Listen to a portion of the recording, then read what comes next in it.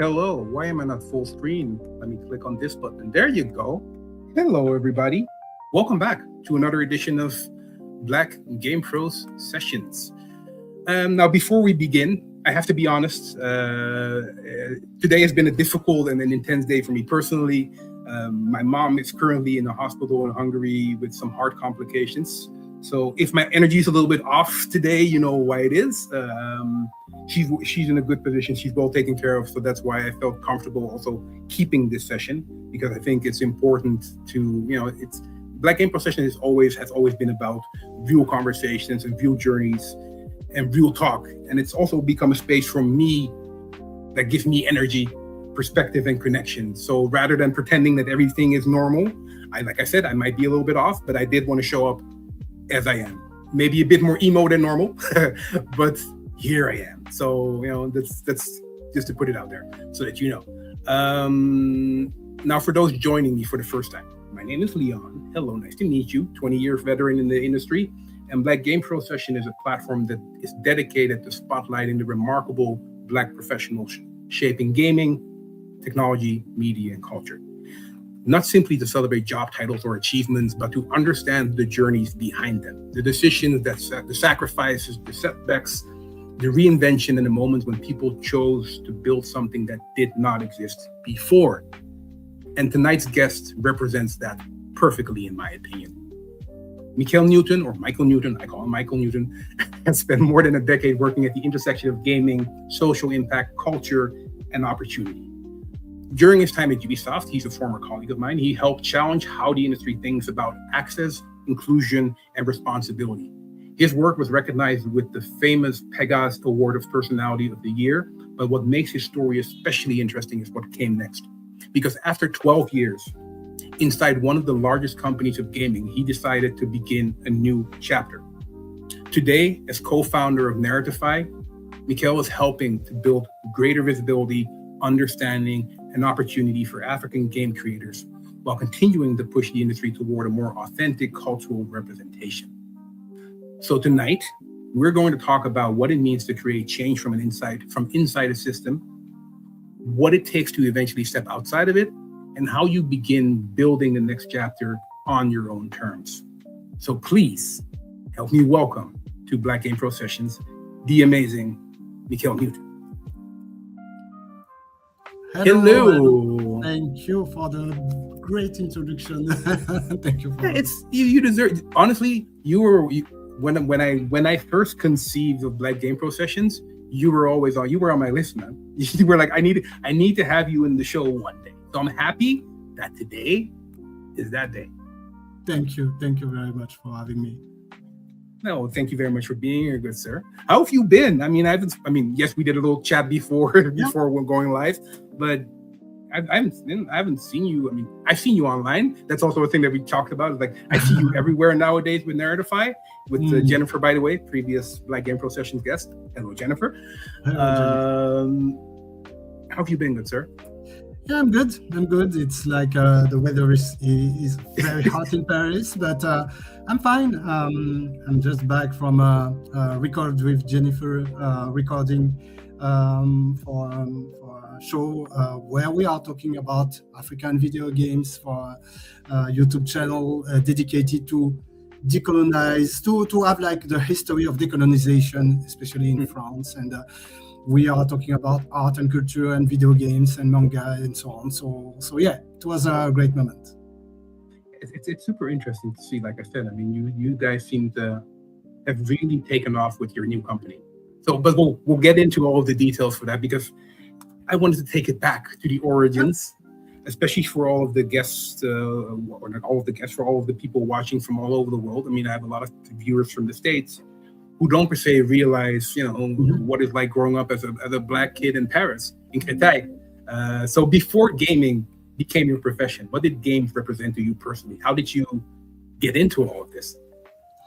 Well, I was a kid in the suburb of Paris, in a city named Créteil. It's like a city of my heart because it's like middle-sized cities where there is a lot of different things, different stores. It's like Paris, but without the different monuments, and very popular area with people of different cultures, different origins.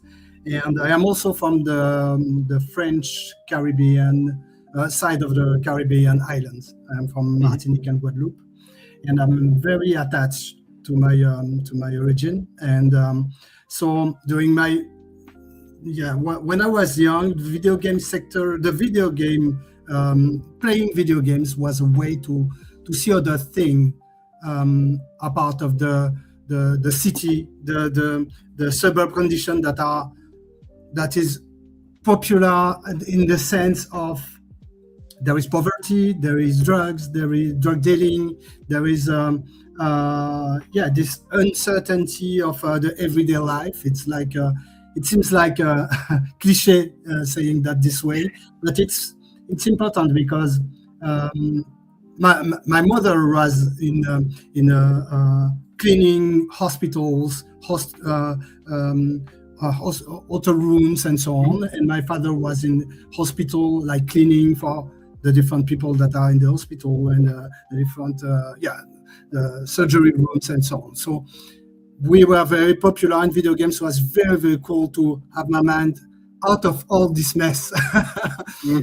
I was like in a family of one brother and two sisters, and my mother and my father, and video games was at the center because it was a way to discuss with all the people around in the family. Even my parents, they were very interested in the video games. Like, wow, there are like so many different images, pictures, different pixels, and they were like, it's very amazing. So it wasn't difficult to have all my family around video games. Not everyone playing video games. My brother, we were playing fighting games, beat-em-up games like Street of Rage, Street Fighter, all the street games. Yep. And we did a lot of different comparison in our mind versus the everyday life.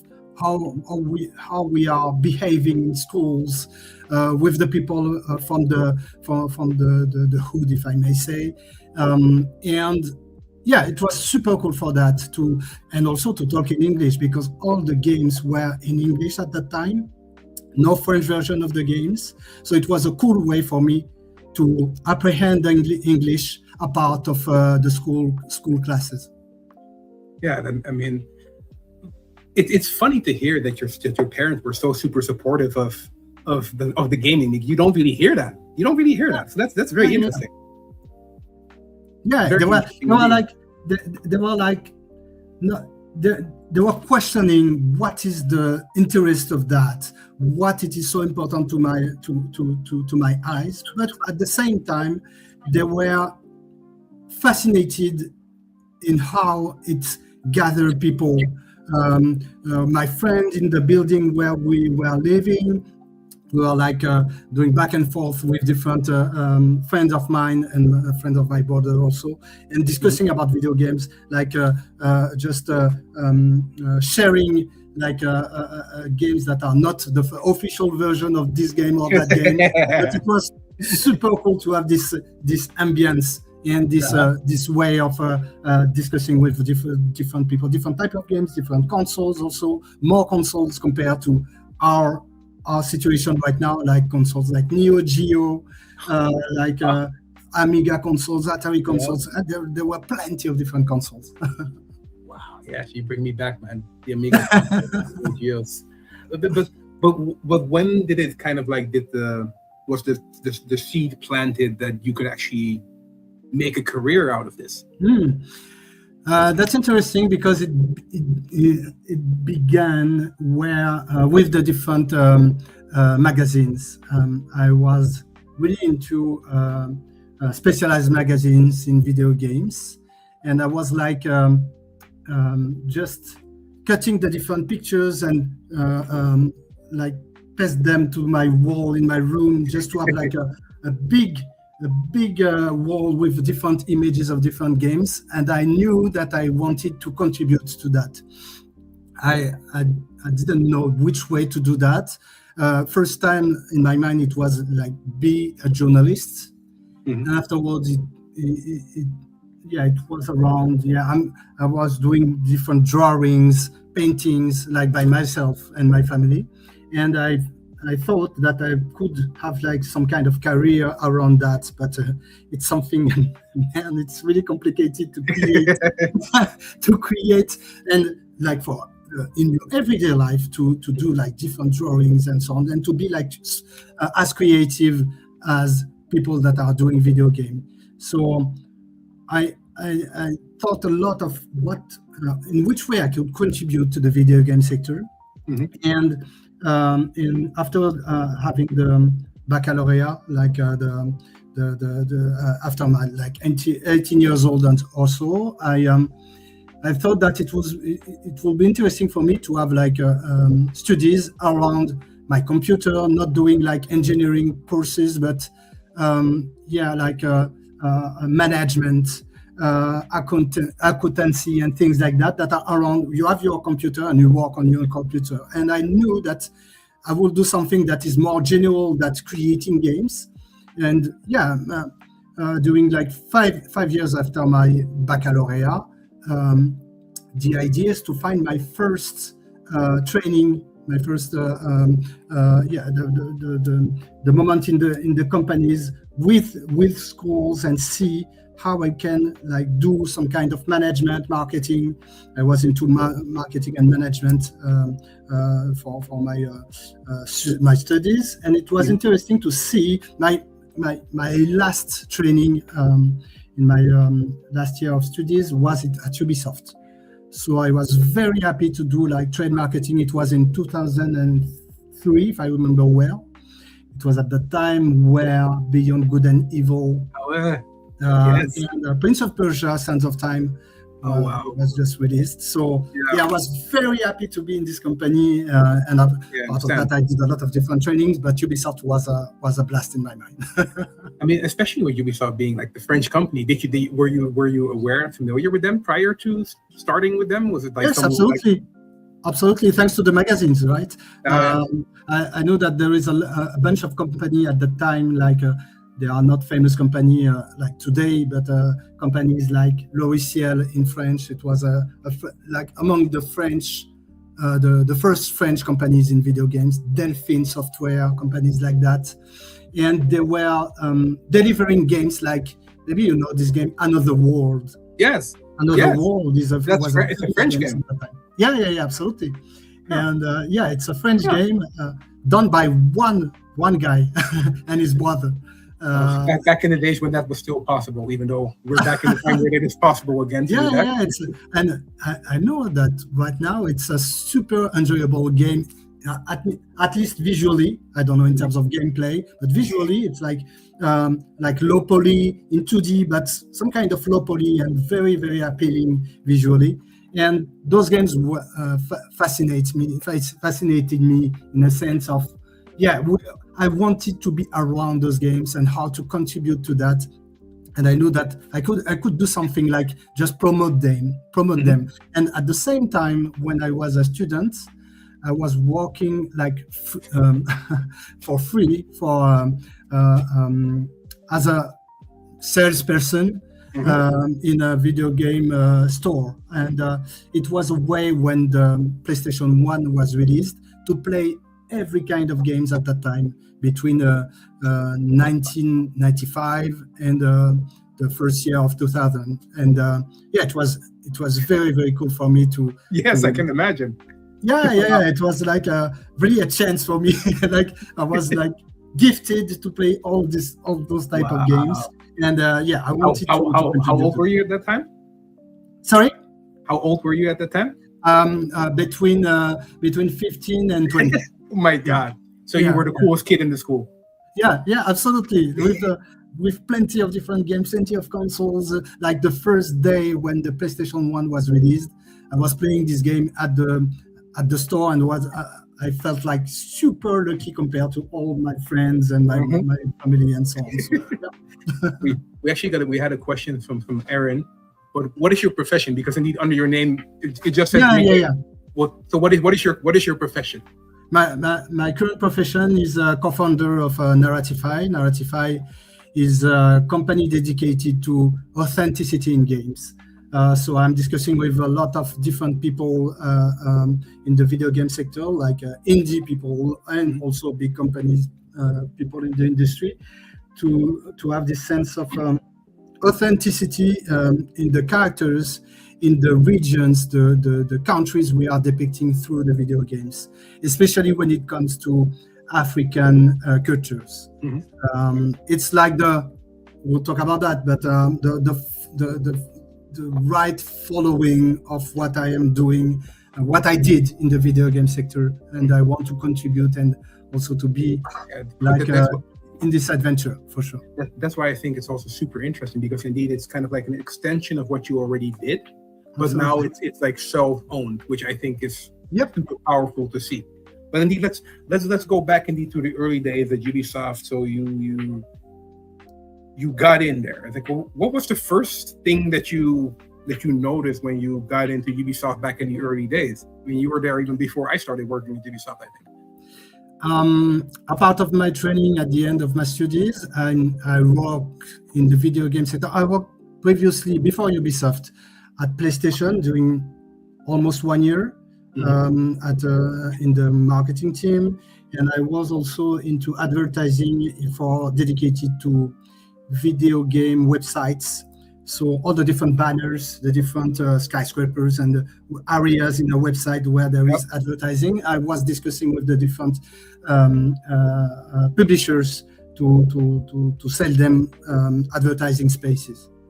So it was before Ubisoft, and I had a moment also 1 or 2 years doing that as an auto entrepreneur, and I left because it was so complicated at the moment, where Facebook and Instagram were like automatic ways to sell advertisements. So I entered at Ubisoft thanks to the previous CCO of Ubisoft, because we knew each other through the social networks. As I am vocal on LinkedIn, and at that time I was also vocal on Facebook to just share stories about my own association, because I have also an association, Loisirs Numériques, that means digital leisure in English. And I was sharing different stories, like as in Loisirs Numériques, we are doing events, right? Events for the suburbs, for the different areas around the cities, for people that are not like going to in a holiday break, kids, parents, and having this dialogue around tables, ways to talk about video games without having this sense of stereotype. And once I entered at Ubisoft, it was a way to galvanize all of that, because I entered in the editorial team at Ubisoft, editorial department. I was into internal communications, so I was discussing with the different studios and the CCO to just share the way that Ubisoft is doing the video games, like how to create worlds that are meaningful, open worlds and arena games and so on. So I was like the link between the editorial team that is at the HQ, as you know, and also the studios within Ubisoft that just want to pitch better games. So it was very interesting to be in that team, because I feel. I can imagine. That's right. Please. No, I can imagine that it was super interesting to be in the team. And I mean, for the people watching, by the way, like, then you're sharing it now, like, oh yes, I was just there doing that and that. when I moved to Paris, which was long ago already, and I remember seeing you indeed in the editorial team, you were like super close to our chief creative officer, which I thought was very impressive, because, you know, as a fellow black man, seeing someone at such close proximity and authority next to like executive management, white guys, with all due respect, but and them actually listening to you. They were listening. I could see that, and it was great to see. So I just want to give you your credit, because you're you know, for you it was normal, but it was for someone like me who just came into the company and felt like, I'm the only or one of the few Black people in the company in a specific level, seeing you kind of like move about and talk to everyone. I was like, oh shit. Okay, I see you. As you were saying, I haven't realized that I felt lucky, but at the same time, I felt like it's something I have to prove that I am into the video game, one of the biggest video game company, and to see how I could contribute at my level. I was not like an executive or what, but I am as you were saying, I was discussing with different people, like creative directors, people, all different kind of people in the different team, and and it was super good for that. I was like the main guy when it's about how to create games. So it was very, very cool to be part of that team. You were the dude, man. You were that dude. And once again, for the people watching, basically this means that Mickaël worked on all Ubisoft games from that specific period. Because people might not know it. So within these big companies, you have editorial teams. You have game production teams that do their thing, but they then work with HQ editorial, who kind of helps them create their worlds, create their stories, and make sure that they are grounded in reality or whatever they need to be grounded in. Absolutely. And you were that guy that helped create these worlds for Ubisoft. So once again, want to give you the flowers. Thank you. There was an earlier question that you already answered in the beginnings, but Aaron is wondering what your parents did for a living to be so interested in video games, because it's remarkable. But both of your parents were in hospitality and cleaning, right? Yeah. But I think they were just curious about all those images. It was just for them.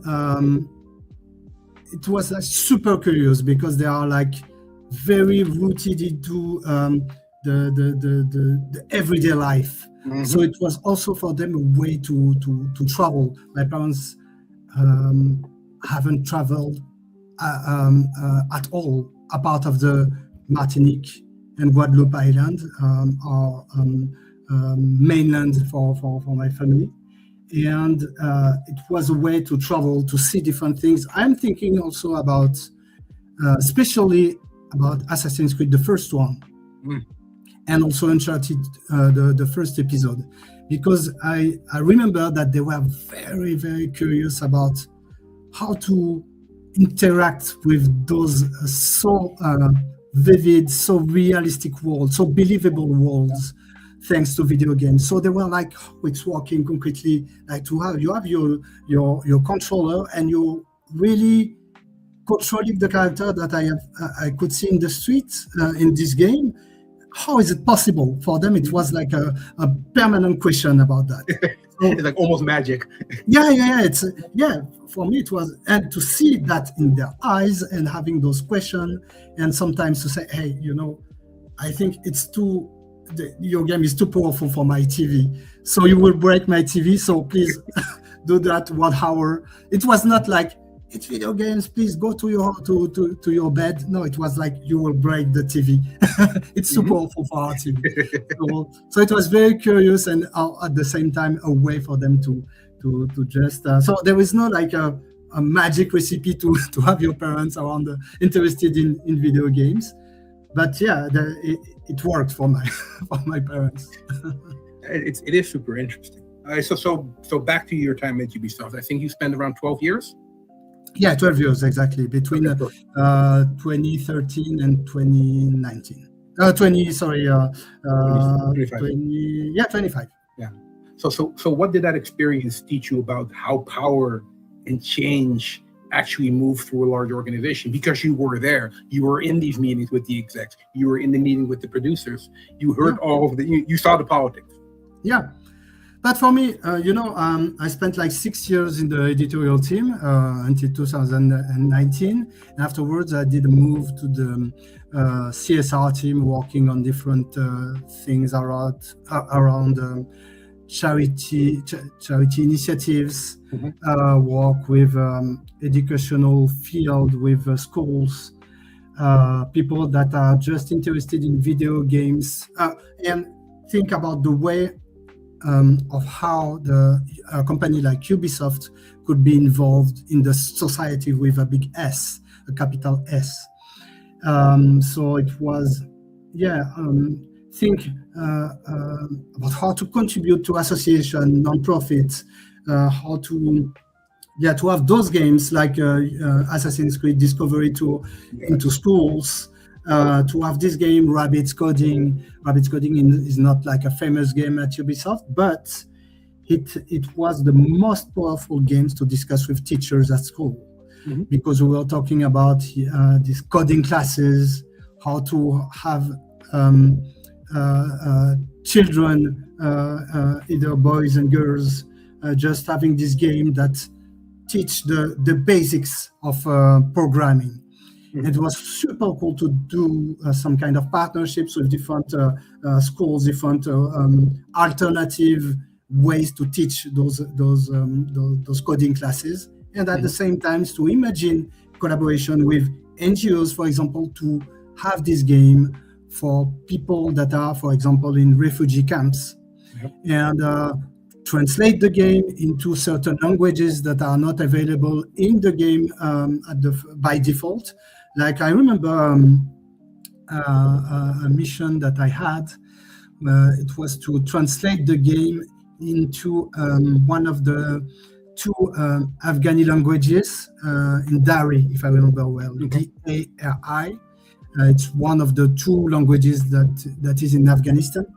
And it was super cool to find the right people to discuss with, to translate the game, and to be pertinent in the eyes of the refugees that are in another country, arriving in another country, and to contribute with Rabbit's Coding, but also other games that could help in terms of literacy and so on. And my work was to do this kind of partnership with Ubisoft, with NGOs like Libraries Without Borders, Red Cross, and so on, blah, blah. There was a lot and plenty initiatives that Ubisoft did at that time. A lot of people don't see, a lot of people think video games, okay, you play video games, entertainment, it's escapism, it's that, but indeed and that's one of the things that I always found very inspiring from watching you work, is indeed looking at these entertainment products and seeing the value that they could have from an educational perspective, indeed, or just from the perspective, like you said, with the refugee camps, either teaching them new skills or just giving them a way to relax. And I think it's so inspiring. And I was always, when I remember when I was still working on E3, I was always kind of like upset with, I'm not going to name any names within the teams, why can't we do this globally? Like some of your initiatives are like, how can we turn this into a global thing? Because if that was, I'm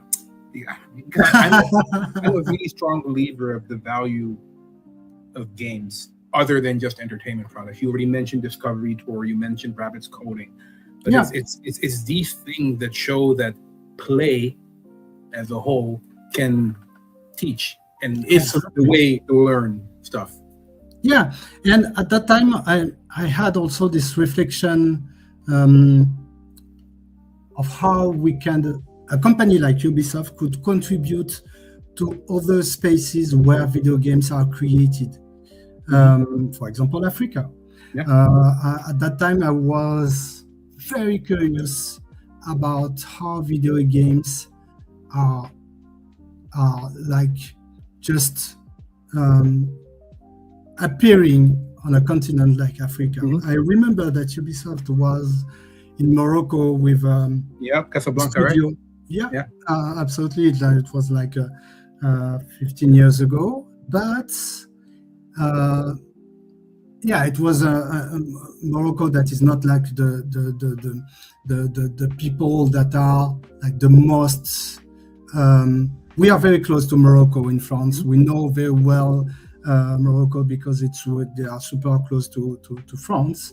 But also at the same time, we know, as I'm from the suburbs, I know a lot of people that are from Morocco, from Algeria, Tunisia, and so on. But apart of that, in Senegal, in Mali. Mali, it's very specific, but in Cameroon, in Nigeria, and so on. I was very curious on how games are developed, which means they put in the games and which kind of games. So I had a lot of different discussion at Ubisoft to see how we can contribute to that, how we can involve our own employees at the time to have them at the same table and discussing about the games that are created in Africa, but also games that we can create together. And it was complicated in a company like Ubisoft because, again, it's a big company, and a part of certain specific actions, like punctual actions, it's really complicated to have something that is like on the long term with companies that are not like as bigger as Ubisoft. So I was like a little bit frustrated, and I did my own research to see with my own association, and I did like specific, like punctual events. And as the time is passing, I was like, we could do something. I can do something by myself, and that's why I had this discussion with Jennifer Lefaux. Jennifer Lefaux is my associate with Narratify. She is running her own association named Afro Gamers. Yes. Afro Gamers is about it's about all female that are from Africa and the diaspora that are living in France, but not only. And I am part of Afro Gamers as a member, like a regular member. But I had a lot of discussion with Jennifer on how we can do better than that. And we thought that creating our own company dedicated to African spaces in video games could be a good sequel to what I did at Ubisoft. And that's why we are with Narratify right now. It's so interesting because it seemed that you received the Pégase Award during your time at Ubisoft, right? Yes, absolutely. Because it seemed that was kind of like the crown of your work. Yeah, absolutely. Afterwards, you were like, you've done your research, you've done the homework, you created the foundation, and indeed you decided to create your own thing. What was that process? Because I've been at Ubisoft for 20 years. I've been there for a while. I'm part of the furniture, but especially nowadays, what makes you decide, like, you know what, I'm going to give up this job where I have access and do my thing and do all the things, and just go by not per se by yourself, because Jennifer is a great partner to have and work with. But what was that process for you? Who did you talk to? In fact, with my association, I'm discussing with all the different counterparts in the video game sector. In France, especially in France, I'm discussing with people that are in the different ministries, for example, about how to have this link between the government and what we did at Ubisoft, for example, in terms of education and so on, but also in between, how to have this dialogue between the different people in the value chain of the video games. And as my association, we had this doing events for people in the different areas, like it was in the different cities, but also we launched an initiative named the World, Global Gaming Days in French. It was a Journée Mondiale du Jeu Vidéo, like the Global Gaming Days, basically. And it was in 2010. And it was super cool to see that in the French community, per se, it's all the different countries where you are talking French. French are among the main languages. And during 1 or 2 or 3 days around November, around the Black Friday, right? It was in November, to create the different events, different initiatives around video games, and between 2010 and 2015, it was the climax of those initiatives. There were like hundreds of different events during those 3 days. And it was for me a good way to convey this kind of message that video games can bring more than just fun. You can do education, you can do like specific sales also for people that haven't the means to pay video games, and things like that. All the different to be very vocal around video games. And I think this event was a switch for me in terms of having those discussions with different counterparts in the video game sector, and also for Africa, because among all the different counterparts, there were also different people in Africa that were interested in create their own events around the world, the global game days. And people from Maghreb, like Tunisia, Morocco, and so on, but also countries I didn't know at that time, like Togo, like also Cameroon, and so on. So it was super cool to see that from one message, one sentence, doing noise around video games. It was awesome to see this energy. Yeah, you saw it resonate. You saw that, okay, you're putting something out there and people are giving it back. Like, yes, more of this. Huge, really, it was huge. It was huge, and it was just an idea in my mind. And I had this discussion like a couple of weeks ago with people. I remember it was in a German event, Amaze Festival, where I remember someone talk about those World Gaming Days, and I said, hey, I'm the creator of the World Gaming Days, and it was like, wow, it's not possible. And I said that it was super easy. I just send a message on the social network, on Twitter at that time, and Facebook, and people just embraced this idea of doing something specific during those 3 days. And a part of that, I created also a scholarship dedicated to students that are underserved. Their parents don't have a lot of money to pay their studies, and it was also a way to be in touch with people that decide in the video game sector. So that's why I had the Pégase is the equivalent of like an Oscar for people that are creating movies. So I was super happy about that. Yeah, I can imagine. I mean, but a lot of people see when they see these kind of awards, they see the applause, like, wow, amazing, oh, great job, well done. What happened after the applause was over and the celebrations were over? Did you actually see that it changed anything for you, or was it just another kind of like cool memory? Oh man, it was, for me personally, it was complicated. Just because I'm discussing right now with you, but I am not shy, but I'm in between. I am someone super like discreet. I am into my thing. I'm doing a lot of stuff, but I'm doing that at home, and I'm seeing my friends and my family. I'm not a party animal, if I may say. And during like a couple of weeks, I was like hiding beyond walls to avoid people. They were all saying, especially at Ubisoft, "Congrats for your Pégase." I can show it to you if you want the Pégase. Yes, please. I want to see it. It's just there. You should be proud of it, man. It's look at that.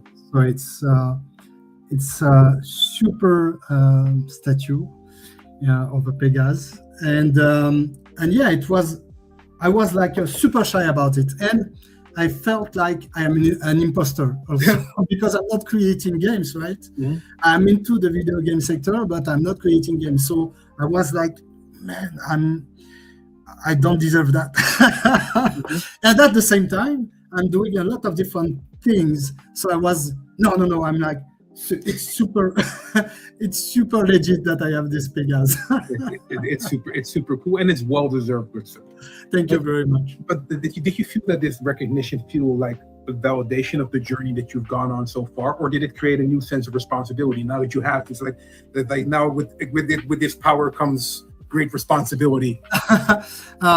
In fact, as all my journey was about responsibility. So I was like, yeah, I have to continue that, and also at the same time transform all that energy to something that is not for my own community. That's why I created Narratify, because at Ubisoft I was like comfortable with people that know very well video game sector.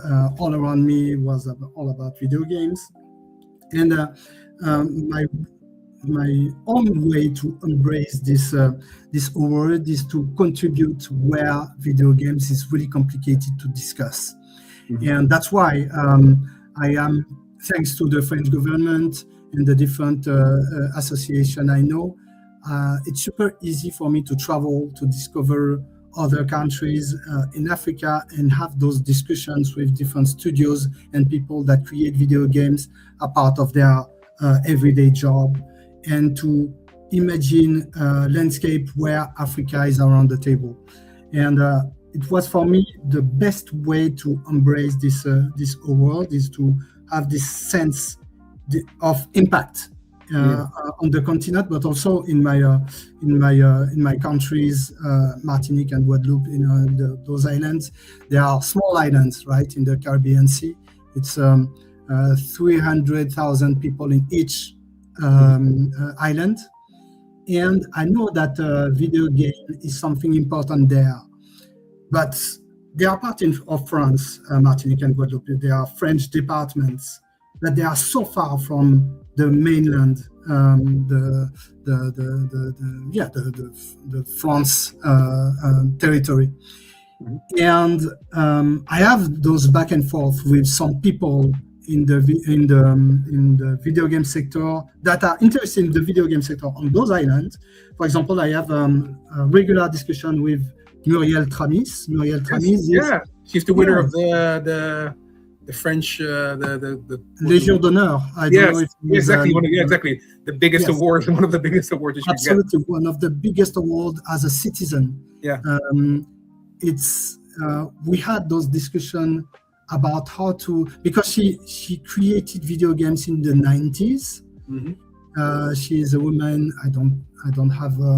It's not like it's not okay to share ages, but she's been around for a while. Yeah, sorry, she's a veteran. Exactly, yeah. She's a veteran. Yeah, she's a veteran, and we have this back and forth about how to bring those questions about how those islands were integrated to France. This sense of because it's a question of talking about the slavery history, all those type of questions. And right now she is like creating a new game, and she is like alone about this game. She is on this island with people that help them like punctually. But as she's not in France, it's super complicated to have those games that are like super interesting for the French medias and specialists, even if she has the biggest award as a citizen in France. So I am thinking about solutions for her and all those people that are in the Caribbean Sea that want to create video games. We launched with Jennifer an event, an online event that is the equivalent of Summer Game Fest, Ubisoft World, but dedicated to African video games and African diaspora video games.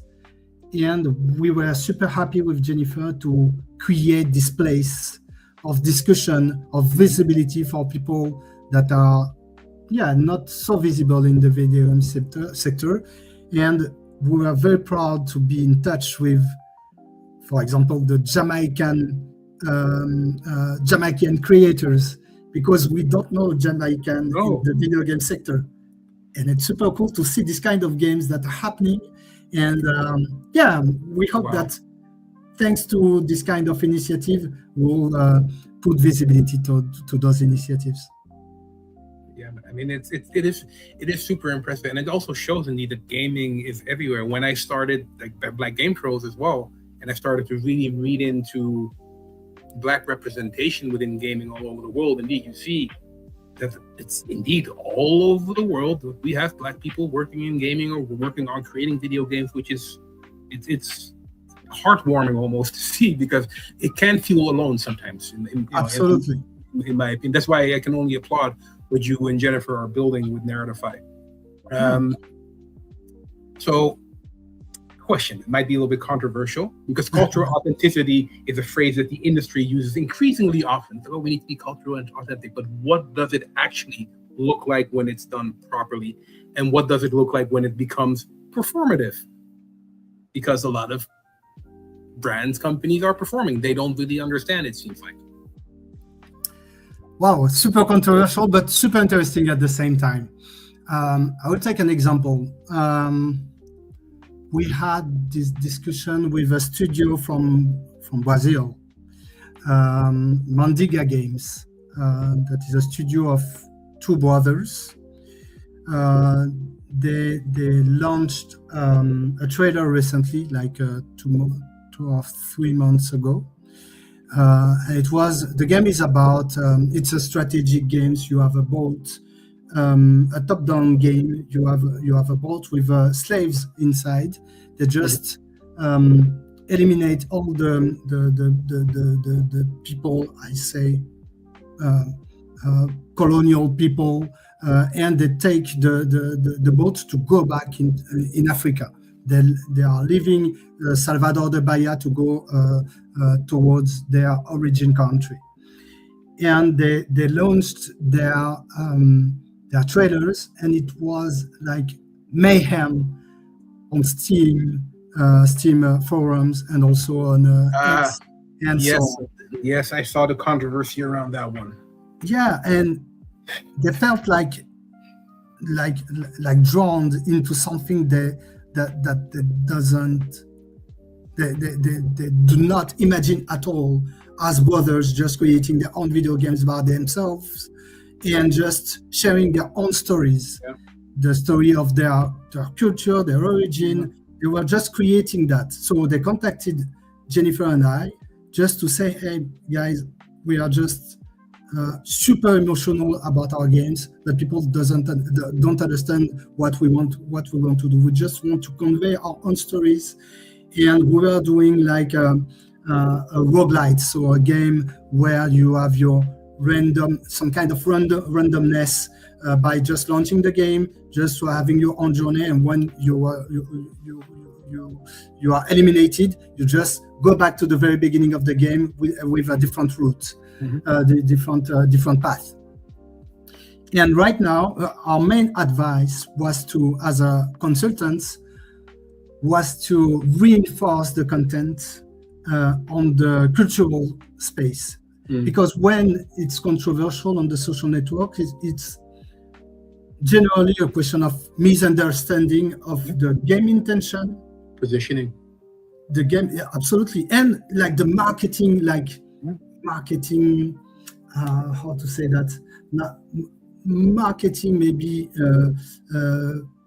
bad ways to just convey this sense of authenticity, like be a token, to have like a black people just being the main character, and without any like cultural sense or like a storytelling sense in the eyes of the player.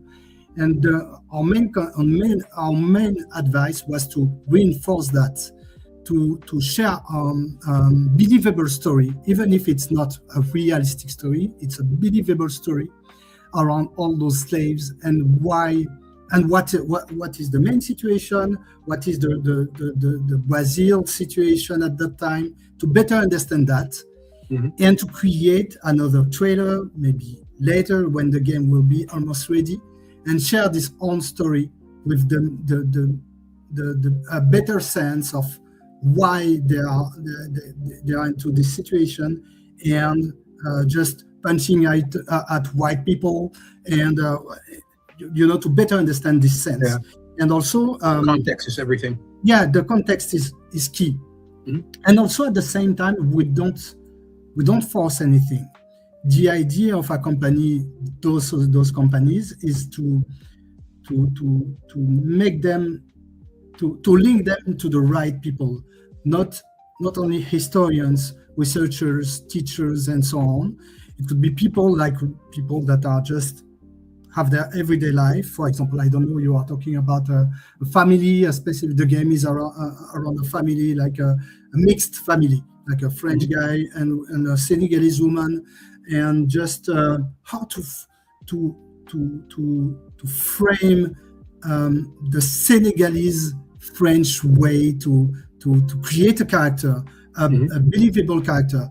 Is it with an accent? Is it with certain Senegalese word, and so on? Which kind of food they are eating? Which kind of discussion they have at home, and so on? So it's a question of reinforce the story and not forcing anything.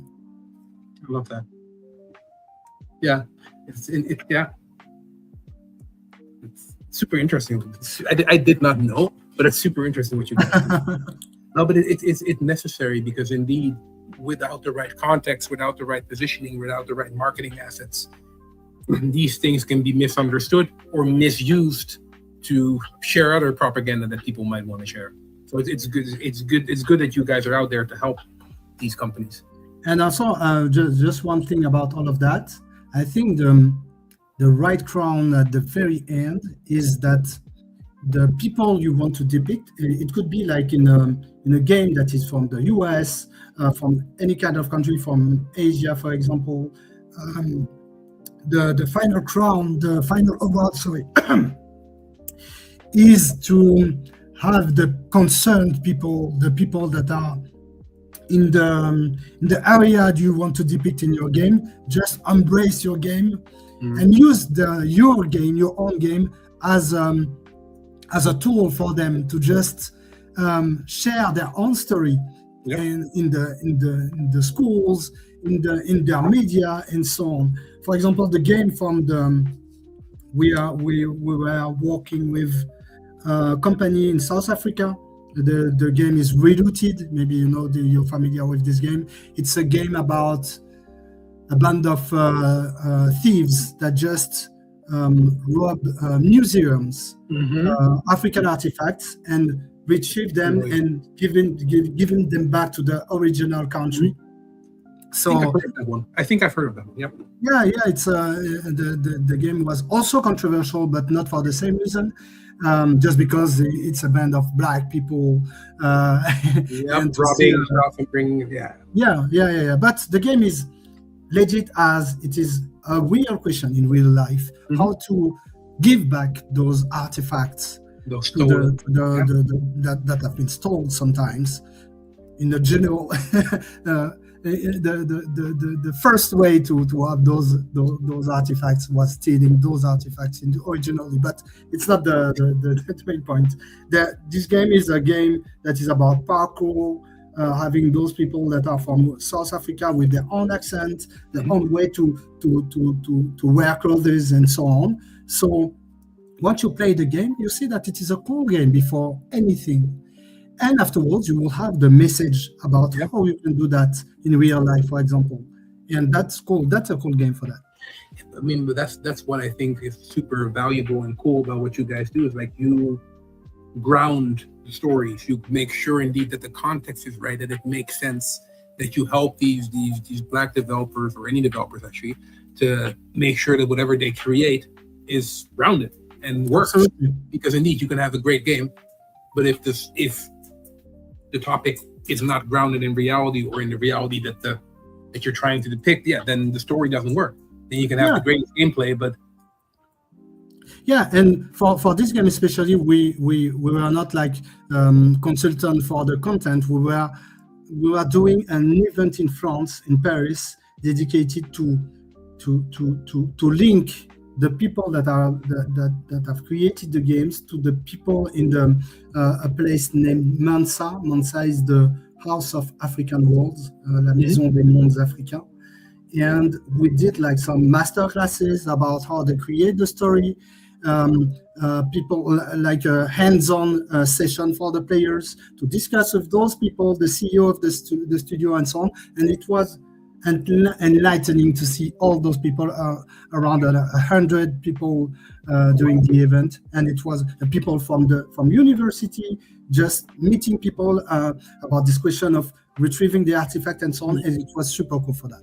Yeah, but that's the thing. It's like when you do a game properly, it can drive conversation. Like you said earlier, it can teach people, it can educate people. So indeed, if you make sure that whatever you share, the story that you share in your video game is rounded and works, then indeed you can do what you do. Absolutely. There's a question from Jalen. Mr. Michael, do you have any advice for a young professional searching for a place to grow the video game community in today's era? He's not a game designer of video games, however, very passionate about the business and community. And I think especially, you're also not a game designer. I'm not a game designer, but we all kind of like work in the fringes of the video games. How do you recommend the young people to get into gaming? It's easy and hard at the same time, because I was one of those young people 20 years ago, and I crafted my own place by creating some spaces for discussion. For example, I remember in 2010, if I remember well, I was into the video game sector, but I created like forums,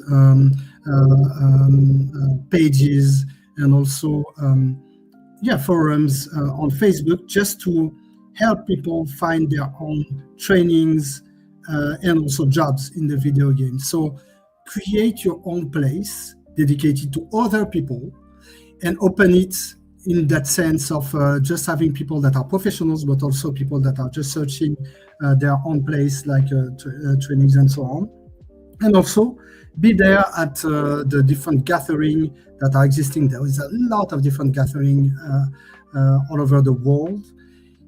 Don't be shy about being there and having like those regular discussion with people that just grab a beer or coffee or something, just to talk about anything, not only your career, but anything. What is your game? Oh, okay, interesting, and so on. And you're creating your own network this way. I did a lot of different events and support a lot of young people this way, just having them at those events and just sharing their own stories,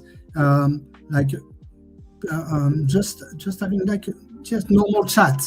And once you did a lot of different events like that, you will see that there is when you shoot just a message, hey, I'm just here is my resume, and I want to find something in the two weeks to come. It's super urgent. Can you help me? You will see like a dozen of people just sharing and your own resume and so on. So create your own place, or be there when it's possible around you. And even if it's not an IRL space, be there on the forum and so on, and contribute to that. Just give your own advice. It's my advice and just my opinion that I said that or that and so on. No, but I think it's good advice. And actually, to give credit where credit is due, Jalen already reached out to me prior to the session because he asked me exactly approached it like you just said that he should have. And like indeed, he reached out to me like, hey, I'm Jalen. I want to do this and this. I'm not a game developer, but how can you either help me or give me an advice on which direction to go? Very polite, which I very much appreciated. So I also shared some openings in the industry with him that he could look at. But I also recommended him, first of all, to join Black Game Pro sessions, of course. But to connect, indeed, like you said, connect with the people that you feel inspired by, and indeed reach out to them. And indeed, don't always just be about career and about, oh, give me, or take. No, share, be a human being and have a conversation. Absolutely. Share your thoughts, share your ideas. And a lot of times with creative folks, you will hit it off because we like talking about creative shit. Yeah, there is no magic recipe. Just share your thoughts. I am on Blue Sky, just sharing ideas of video games for the future, for Africa and so on. Hey, I'm thinking about something. It's for you. I'm not like creating games, but it's if there is one game in 5 years that is just around that, I'd be very happy. I know we're running out of time, but I have a few more questions for you if you don't mind. Yes. Please. So, looking 3 years from now, what would meaningful success look like for Narratify, in your opinion? What is the goal? Global domination?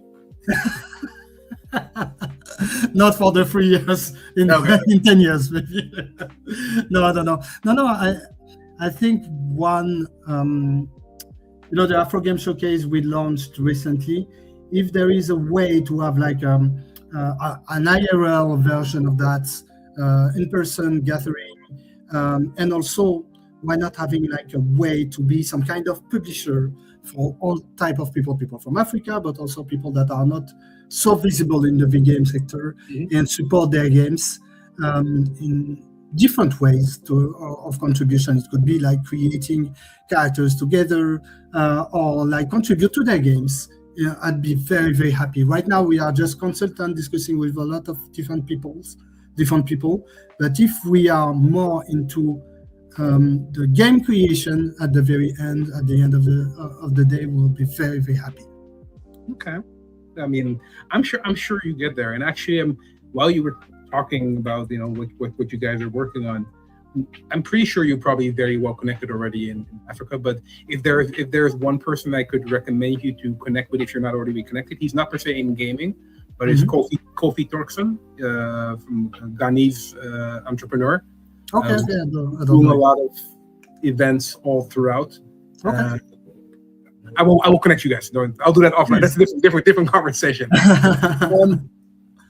Semi-final question. What are you building right now that the younger Mickaël needed to see existed? What's the thing that, like, if the younger you would look at this right now will be like, yes. Okay, I think it will complete the previous question. I read a French book named, in French, it's named New York. New York, it's an invented name, even in French. It means New York. And it is a book about a black child in a tribe of white people in apocalyptic region after some kind of disaster, ecological disaster. So all the people are just back into a situation where we are all tribes, and this black child it is just a normal child at the beginning of the story, and afterwards it become at the end of the story it become a god for certain reason. I won't spoil that. And it's super interesting to see how it's progressing all along the story. It's a super short story, and I want to see that into a video game, to see these black people in this tribe of white people, just the black sheep of the tribe, become the god of all the world at the very end. And it will be a good achievement for me to have this game realized at the very end. And I talk to my to my childless me and say, we did it. So in other words, what you're saying is you want to be a god. I hear you. You want to be a god. No, of course, that is a joke. So final question. When people look back at this chapter of your life, what you're now building with Jennifer Narratify, but also your association, what do you hope they would say Mickaël Newton helped make possible? What is that thing if they would write the book, or if you would write the book later? Wow. That we've met with Jennifer, with this guy or this woman, and we discussed. We had in mind certain things for the future, for her, his future, our future, and years later, we could see that it's happening in terms of having some ideas, and how to transform them into concrete moments, concrete realization. And I think if I'm for everyone meet in my career, if I help to contribute or assist them in a certain way, and a couple of years later, we see that all of those things that we imagine at that time is concrete right now, I'd be very happy. And to just say, having those people just saying thank you for that, that'd be like enlightening for the rest of my life. So final question. What would this chapter be called? If you would have to write the book, this chapter that you're in right now, what would you call this chapter?